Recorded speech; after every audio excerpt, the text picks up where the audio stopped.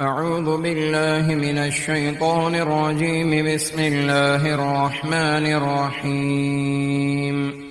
لن تنالوا البر حتى تنفقوا مما تحبون وما تنفقوا من شيء فإن الله به عليم. كل الطعام كان حلا لبني إسرائيل إلا ما حرم إسرائيل على نفسه من قبل أن تنزل التوراة. قل فأتوا بالتوراة فاتلوها إن كنتم صادقين. فمن افترى على الله الكذب من بعد ذلك فأولئك هم الظالمون. قل صدق الله. فاتبعوا ملة إبراهيم حنيفا وما كان من المشركين. إن أول بيت وضع للناس للذي ببكة مباركا وهدى للعالمين. فيه آيات بينات مقام إبراهيم ومن دخله كان آمنا. ولله على الناس حج البيت من استطاع إليه سبيلا ومن كفر فإن الله غني عن العالمين. قل يا أهل الكتاب لم تكفرون بآيات الله والله شهيد على ما تعملون. قل يا أهل الكتاب لم تصدون عن سبيل الله من آمن تبغونها عوجا وأنتم شهداء وما الله بغافل عما تعملون. يا أيها الذين آمنوا إن تطيعوا فريقا من الذين أوتوا الكتاب يردوكم بعد إيمانكم كافرين. وكيف تكفرون وأنتم تتلى عليكم آيات الله وفيكم رسوله ومن يعتصم بالله فقد هدي إلى صراط مستقيم. يا أيها الذين آمنوا اتقوا الله حق تقاته ولا تموتن إلا وأنتم مسلمون. واعتصموا بحبل الله جميعا ولا تفرقوا. واذكروا نعمة الله عليكم إذ كنتم أعداء فألف بين قلوبكم فأصبحتم بنعمته إخوانا وكنتم على شفا حفرة من النار فأنقذكم منها. كذلك يبين الله لكم آياته لعلكم تهتدون. ولتكن منكم أمة يدعون إلى الخير ويأمرون بالمعروف وينهون عن المنكر وأولئك هم المفلحون. ولا تكونوا كالذين تفرقوا واختلفوا من بعد ما جاءهم البينات وأولئك لهم عذاب عظيم. يوم تبيض وجوه وتسود وجوه. فأما الذين اسودت وجوههم أكفرتم بعد إيمانكم فذوقوا العذاب بما كنتم تكفرون. وأما الذين ابيضت وجوههم ففي رحمة الله هم فيها خالدون. تلك آيات الله نتلوها عليك بالحق وما الله يريد ظلما للعالمين. ولله ما في السماوات وما في الأرض وإلى الله ترجع الأمور. كنتم خير أمة أخرجت للناس تأمرون بالمعروف وتنهون عن المنكر وتؤمنون بالله. ولو آمن أهل الكتاب لكان خيرا لهم منهم المؤمنون وأكثرهم الفاسقون. لن يضروكم إلا أذى وإن يقاتلوكم يولوكم الأدبار ثم لا ينصرون. ضربت عليهم الذلة أينما ثقفوا إلا بحبل من الله وحبل من الناس وباءوا بغضب من الله وضربت عليهم المسكنة ذلك بأنهم كانوا يكفرون بآيات الله ويقتلون الأنبياء بغير حق ذلك بما عصوا وكانوا يعتدون ليسوا سواء من أهل الكتاب أمة قائمة يتلون آيات الله آناء الليل وهم يسجدون يؤمنون بالله واليوم الآخر ويأمرون بالمعروف وينهون عن المنكر ويسارعون في الخيرات وأولئك من الصالحين وما يفعلوا من خير فلن يكفروا والله عليم بالمتقين إن الذين كفروا لن تغني عنهم أموالهم ولا أولادهم من الله شيئا وأولئك أصحاب النار هم فيها خالدون مثل ما ينفقون في هذه الحياة الدنيا كمثل ريح فيها صر أصابت حرث قوم ظلموا أنفسهم فأهلكت وما ظلمهم الله ولكن أنفسهم يظلمون يا أيها الذين آمنوا لا تتخذوا بطانة من دونكم لا يألونكم خبالا ودوا ما عنتم قد بدت البغضاء من أفواههم وما تخفي صدورهم أكبر قد بينا لكم الآيات إن كنتم تعقلون ها أنتم أولئك تحبونهم ولا يحبونكم وتؤمنون بالكتاب كله وإذا لقوكم قالوا آمنا وإذا خلوا عضوا عليكم الأنامل من الغيظ قل موتوا بغيظكم إن الله عليم بذات الصدور إن تمسسكم حسنة تسؤهم وإن تصبكم سيئة يفرحوا بها وإن تصبروا وتتقوا لا يضركم كيدهم شيئا إن الله بما يعملون محيط وإذ غدوت من أهلك تبوئ المؤمنين مقاعد للقتال والله سميع عليم إذ هم الطائفتان منكم أن تفشلا والله وليهما وعلى الله فليتوكل المؤمنون ولقد نصركم الله ببدر وأنتم أذلة فاتقوا الله لعلكم تشكرون إذ تقول للمؤمنين ألن يكفيكم أن يمدكم ربكم ب3,000 من الملائكة منزلين بلى إن تصبروا وتتقوا ويأتوكم من فورهم هذا يمددكم ربكم ب5,000 من الملائكة مسومين وما جعله الله إلا بشرى لكم ولتطمئن قلوبكم به وما النصر إلا من عند الله العزيز الحكيم ليقطع طرفا من الذين كفروا أو يكبتهم فينقلبوا خائبين ليس لك من الأمر شيء أو يتوب عليهم أو يعذبهم فإنهم ظالمون ولله ما في السماوات وما في الأرض يغفر لمن يشاء ويعذب من يشاء والله غفور رحيم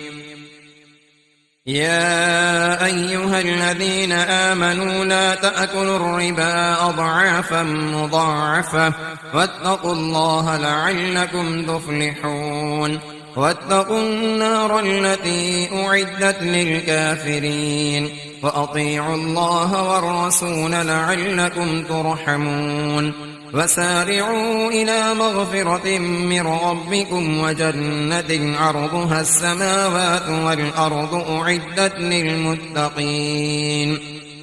الذين ينفقون في السراء والضراء والكاظمين الغيظ والعافين عن الناس والله يحب المحسنين والذين إذا فعلوا فاحشة أو ظلموا أنفسهم ذكروا الله فاستغفروا لذنوبهم ومن يغفر الذنوب إلا الله ولم يصروا على ما فعلوا وهم يعلمون أولئك جزاؤهم مغفرة من ربهم وجنات تجري من تحتها الأنهار خالدين فيها ونعم أجر العاملين قد خلت من قبلكم سنن فسيروا في الأرض فانظروا كيف كان عاقبة المكذبين هذا بيان للناس وهدى وموعظة للمتقين ولا تهنوا ولا تحزنوا وأنتم الأعلون إن كنتم مؤمنين إن يمسسكم قرح فقد مس القوم قرح مثله وتلك الأيام نداولها بين الناس وليعلم الله الذين آمنوا ويتخذ منكم شهداء والله لا يحب الظالمين وليمحص الله الذين آمنوا ويمحق الكافرين أم حسبتم أن تدخلوا الجنة ولما يعلم الله الذين جاهدوا منكم ويعلم الصابرين ولقد كنتم تمنون الموت من قبل أن تلقوه فقد رأيتموه وأنتم تنظرون وما محمد إلا رسول قد خلت من قبله الرسل أفإن مات أو قتل انقلبتم على أعقابكم ومن ينقلب على عقبيه فلن يضر الله شيئا وسيجزي الله الشاكرين وما كان لنفس أن تموت إلا بإذن الله كتابا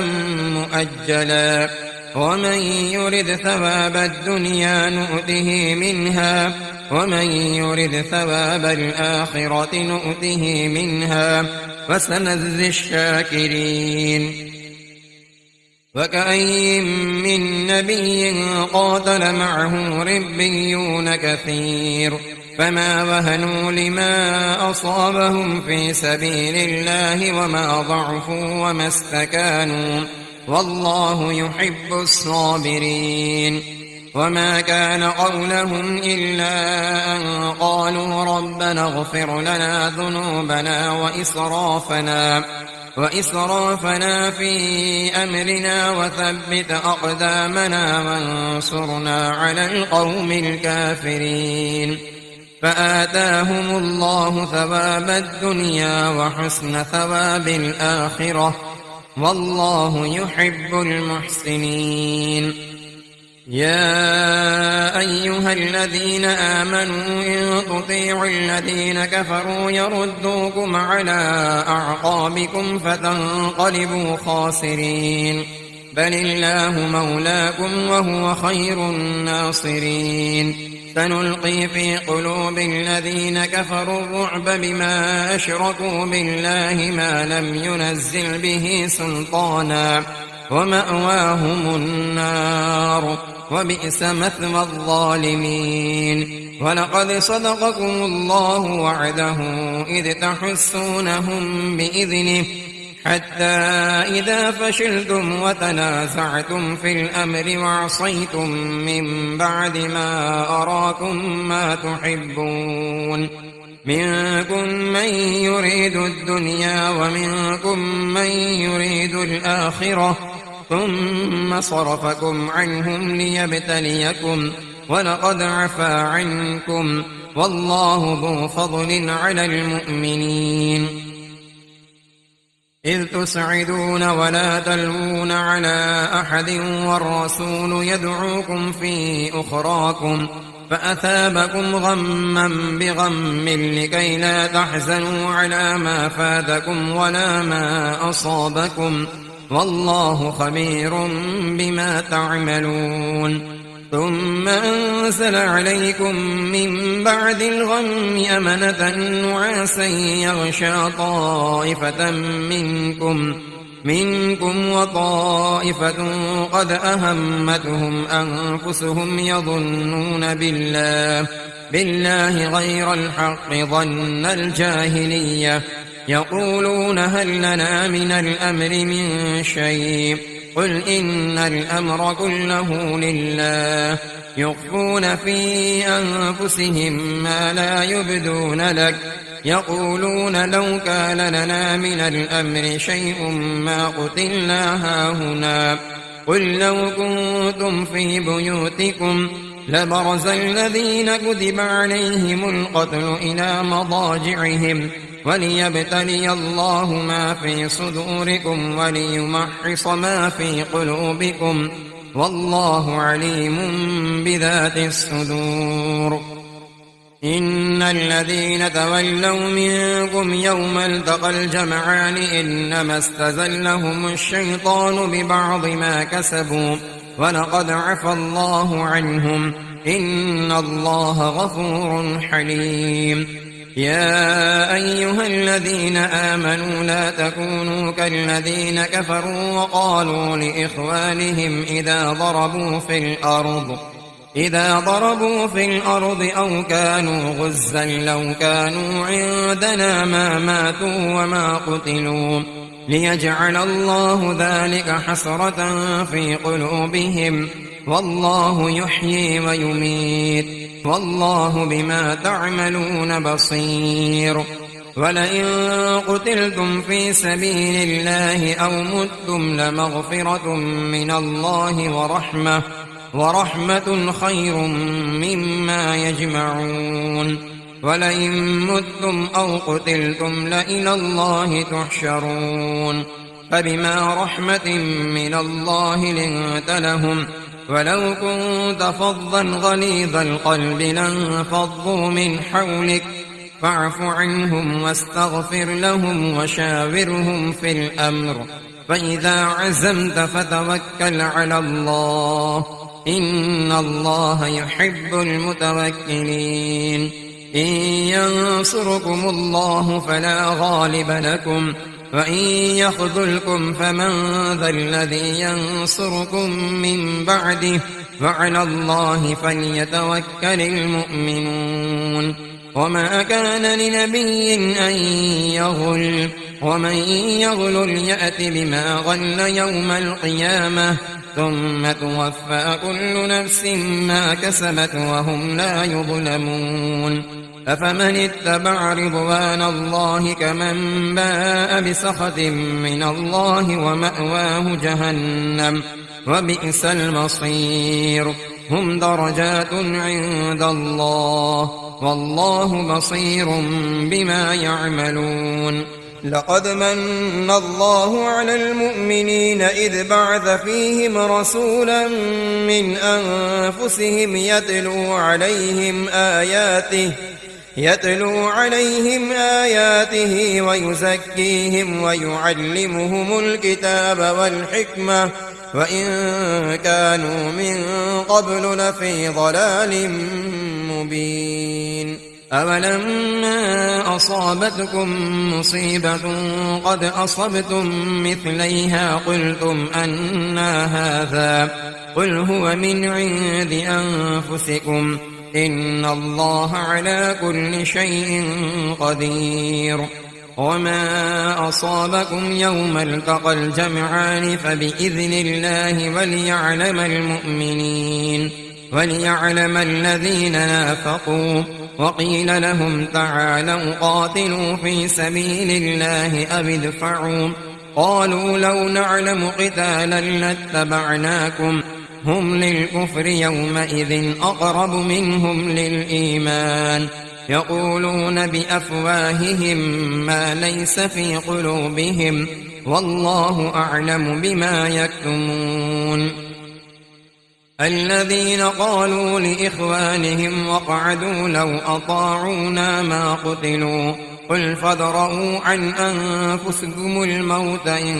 كنتم صادقين. ولا تحسبن الذين قتلوا في سبيل الله أمواتا بل أحياء عند ربهم يرزقون. فرحين بما آتاهم الله من فضله ويستبشرون بالذين لم يلحقوا بهم من خلفهم ألا خوف عليهم ولا هم يحزنون. يستبشرون بنعمة من الله وفضل وأن الله لا يضيع أجر المؤمنين.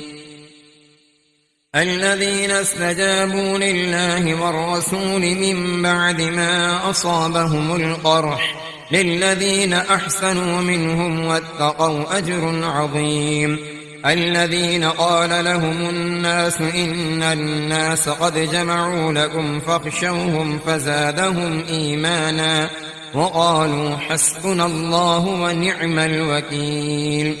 فانقلبوا بنعمة من الله وفضل لم يمسسهم سوء واتبعوا رضوان الله والله ذو فضل عظيم. إنما ذلكم الشيطان يخوف أولياءه فلا تخافوهم وخافون إن كنتم مؤمنين. ولا يحزنك الذين يسارعون في الكفر إنهم لن يضروا الله شيئا يريد الله ألا يجعل لهم حظا في الآخرة ولهم عذاب عظيم.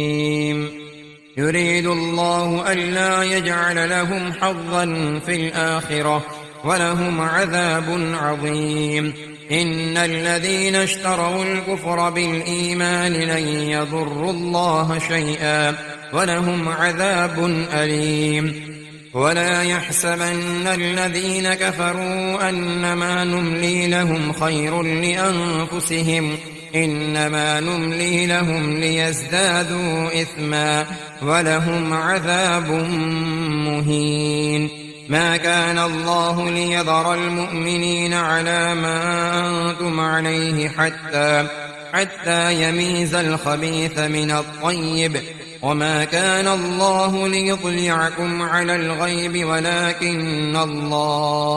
ولكن الله يجتبي من رسله من يشاء. فآمنوا بالله ورسله وإن تؤمنوا وتتقوا فلكم أجر عظيم. ولا يحسبن الذين يبخلون بما آتاهم الله من فضله هو خيرا لهم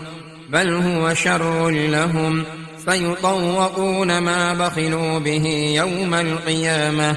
ولله ميراث السماوات والأرض والله بما تعملون خبير. لقد سمع الله قول الذين قالوا إن الله فقير ونحن أغنياء سنكتب ما قالوا وقتلهم الأنبياء بغير حق ونقول ذوقوا عذاب الحريق ذلك بما قدمت أيديكم وأن الله ليس بظلام للعبيد. الذين قالوا إن الله عهد إلينا ألا نؤمن لرسول حتى يأتينا بقربان تأكله النار قل قد جاءكم رسل من قبلي بالبينات وبالذي قلتم فلم قتلتموهم إن كنتم صادقين فإن كذبوك فقد كذب رسل من قبلك جاءوا بالبينات والزبر والكتاب المنير كل نفس ذائقة الموت وإنما توفون أجوركم يوم القيامة فمن زحزح عن النار وأدخل الجنة فقد فاز وما الحياة الدنيا إلا متاع الغرور لتبلون في أموالكم وأنفسكم ولتسمعن من الذين أوتوا الكتاب من قبلكم ومن الذين أشركوا أذى كثيرا وإن تصبروا وتتقوا فإن ذلك من عزم الأمور وإذ أخذ الله ميثاق الذين أوتوا الكتاب لتبيننه للناس ولا تكتمونه فنبذوه وراء ظهورهم واشتروا به ثمنا قليلا فبئس ما يشترون لا تحسبن الذين يفرحون بما أتوا ويحبون أن يحمدوا بما لم يفعلوا فلا تحسبنهم بمفازة من العذاب ولهم عذاب أليم ولله ملك السماوات والأرض والله على كل شيء قدير إن في خلق السماوات والأرض واختلاف الليل والنهار لآيات لأولي الألباب الذين يذكرون الله قياما وقعودا وعلى جنوبهم ويتفكرون في خلق السماوات والأرض ربنا ما خلقت هذا باطلا سبحانك فقنا عذاب النار ربنا إنك من تدخل النار فقد أخزيته وما للظالمين من أنصار ربنا إننا سمعنا مناديا ينادي للإيمان أن آمنوا بربكم فآمنا ربنا فاغفر لنا ذنوبنا وكفر عنا سيئاتنا وتوفنا مع الأبرار ربنا وآتنا ما وعدتنا على رسلك ولا تخزنا يوم القيامة إنك لا تخلف الميعاد فاستجاب لهم ربهم أني لا أضيع عمل عامل منكم من ذكر أو أنثى بعضكم من بعض فالذين هاجروا وأخرجوا من ديارهم وأوذوا في سبيلي وقاتلوا وقتلوا لأكفرن عنهم سيئاتهم ولأدخلنهم جنات تجري من تحتها الأنهار ثوابا من عند الله والله عنده حسن الثواب لا يغرنك تقلب الذين كفروا في البلاد متاع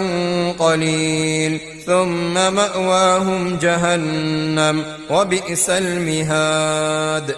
لكن الذين اتقوا ربهم لهم جنات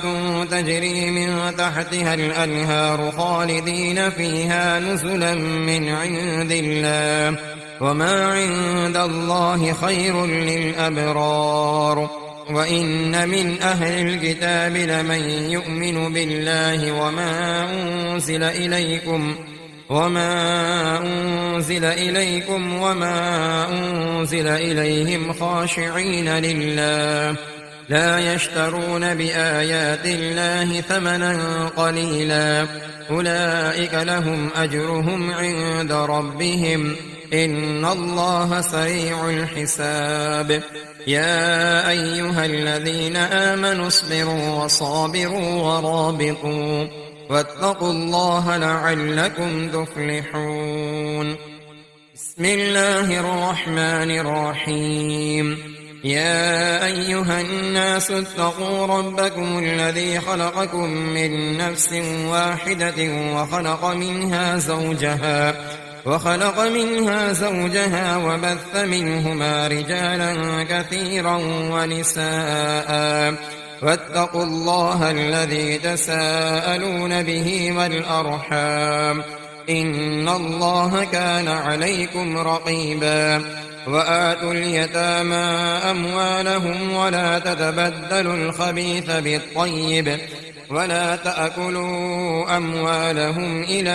أموالكم إنه كان حوبا كبيرا وإن خفتم ألا تقسطوا في اليتامى فانكحوا ما طاب لكم من النساء مثنى وثلاث ورباع فإن خفتم ألا تعدلوا فواحدة أو ما ملكت أيمانكم ذلك أدنى ألا تعولوا وآتوا النساء صدقاتهن نحلة فإن طبن لكم عن شيء منه نفسا فكلوه هنيئا مريئا ولا تؤتوا السفهاء أموالكم التي جعل الله لكم قياما وارزقوهم فيها واكسوهم وقولوا لهم قولا معروفا وابتلوا اليتامى حتى إذا بلغوا النكاح فإن آنستم منهم رشدا فادفعوا إليهم أموالهم ولا تأكلوها إسرافا وبدارا أن يكبروا ومن كان غنيا فليستعفف ومن كان فقيرا فليأكل بالمعروف فإذا دفعتم إليهم أموالهم فأشهدوا عليهم وكفى بالله حسيبا للرجال نصيب مما ترك الوالدان والأقربون وللنساء نصيب مما ترك الوالدان والأقربون مما قل منه أو كثر نصيبا مفروضا وإذا حضر القسمة أولو القربى واليتامى والمساكين فارزقوهم منه وقولوا لهم قولا معروفا وليخشى الذين لو تركوا من خلفهم ذرية ضعافا خافوا عليهم فليتقوا الله وليقولوا قولا سديدا إن الذين يأكلون أموال اليتامى ظلما إنما يأكلون في بطونهم نارا وسيصلون سعيرا يوصيكم الله في أولادكم للذكر مثل حظ الأنثيين فإن كن نساء فوق 2 فلهن ثلثا ما ترك وإن كانت واحدة فلها النصف ولأبويه لكل واحد منهما السدس مما ترك إن كان له ولد فإن لم يكن له ولد وورثه أبواه فلأمه الثلث فإن كان له إخوة فلأمه السدس من بعد وصية يوصي بها أو دين آباؤكم وأبناؤكم لا تدرون أيهم أقرب لكم نفعا فريضة من الله إن الله كان عليما حكيما ولكم نصف ما ترك أزواجكم إن لم يكن لهن ولد فإن كان لهن ولد فلكم الربع مما تركن من بعد وصية يوصين بها أو دين ولهن الربع مما تركتم إن لم يكن لكم ولد فإن كان لكم ولد فلهن الثمن مما تركتم من بعد وصية توصون بها أو دين وإن كان رجل يورث كلالة أو امرأة وله أخ أو أخت فلكل واحد منهما السدس فإن كانوا أكثر من ذلك فهم شركاء في الثلث من بعد وصية يوصى بها أو دين غير مضار، وصية من الله، والله عليم حليم. تلك حدود الله، ومن يطع الله ورسوله يدخله جنات تجري من تحتها الأنهار خالدين فيها، وذلك الفوز العظيم. ومن يعص الله ورسوله ويتعد حدوده يدخله نارا خالدا فيها وله عذاب مهين. واللاتي يأتين الفاحشة من نسائكم فاستشهدوا عليهن 4 منكم، فإن شهدوا فأمسكوهن في البيوت حتى يتوفاهن الموت أو يجعل الله لهن سبيلا. واللذان يأتيانها منكم فآذوهما، فإن تابا وأصلحا فأعرضوا عنهما، إن الله كان توابا رحيما. إنما التوبة على الله للذين يعملون السوء بجهالة ثم يتوبون من قريب فأولئك يتوب الله عليهم، وكان الله عليما حكيما. وليست التوبة للذين يعملون السيئات حتى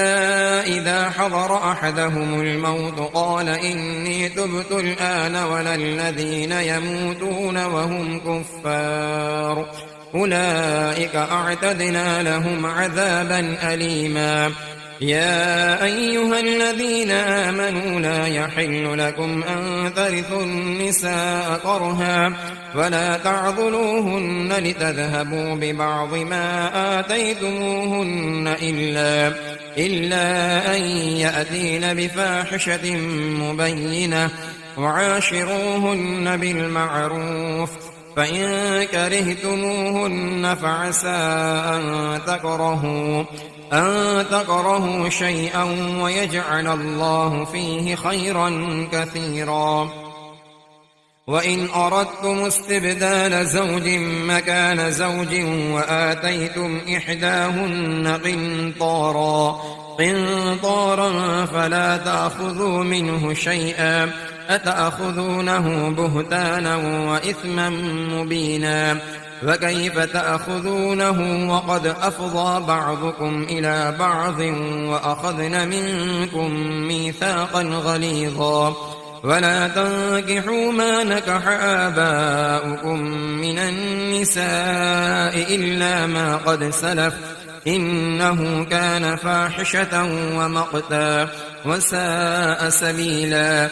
حرمت عليكم أمهاتكم وبناتكم وأخواتكم وعماتكم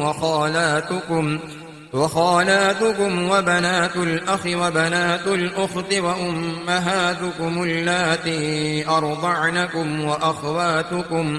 وأخواتكم من الرضاعة وأمهات نسائكم وربائبكم اللاتي في حجوركم من نسائكم اللاتي دخلتم بهن،